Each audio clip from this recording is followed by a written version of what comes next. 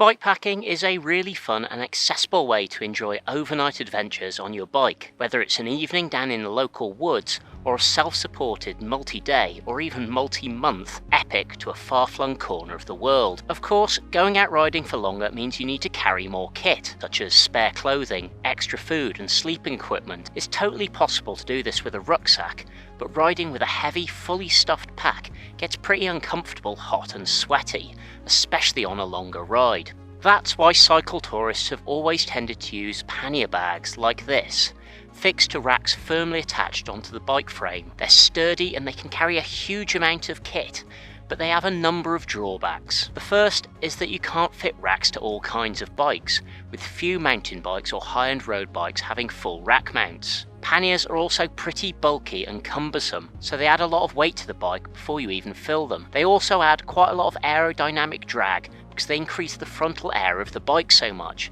and that also makes them more of a pain to thread through trickier or more technical trails. Bikepacking, however, has more of a focus on lightweight minimalism and the ability to go where you choose, so specific bikepacking bags have been developed to solve these issues.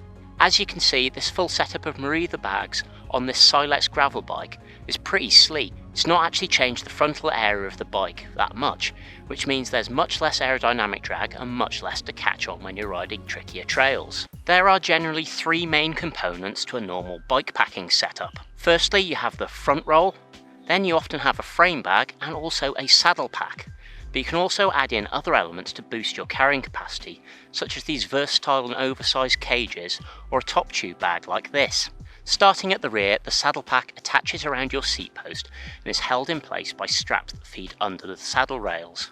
Like all of the MERIDA bikepacking bags I've got here, it's made from a waterproof ripstop fabric that's joined using sonic welding, so there aren't any holes around the seams to let water in. This pack has a substantial capacity of up to 21¼ litres, though as it expands and contracts with a roll top, you can put as much or as little in here as you like.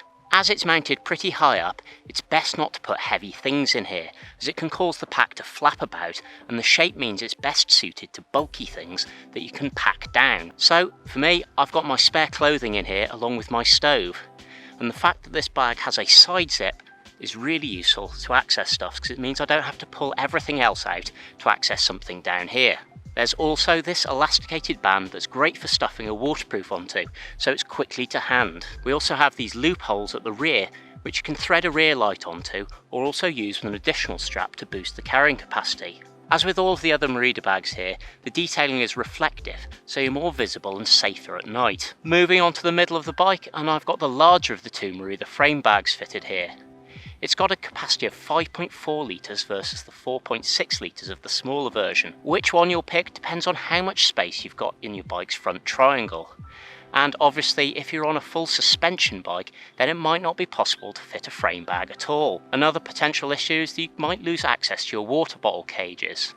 Luckily, this Silex has plenty more bottle cage mounts to choose from, and I'm using a side access cage on this lower mount, plus an additional cage down by the bottom bracket here. I'm not really missing out on any water carrying capacity. Frame bags are best for storing heavier things that you still need fairly easy access to, as they keep the weight central and relatively low down. That means they upset the handling of the bike much less than weight that's high up. This one actually comes with a removable organiser and divider, so you can get everything arranged neatly, or you can take the divider out to maximise storage. The organiser is also bright yellow, which makes it much easier to see what's in there, especially in low light. As it's best to store heavier items in here, I've got my toolkit in this side along with a pump and inner tube, while the other side here has my sunscreen, wash and toilet kit, plus my canned food for dinner and breakfast too. You can also stick in a hydration bladder in here if you need. I've also stuffed my arm and leg warmers in here, so they're really easy to get if the weather starts to change as well.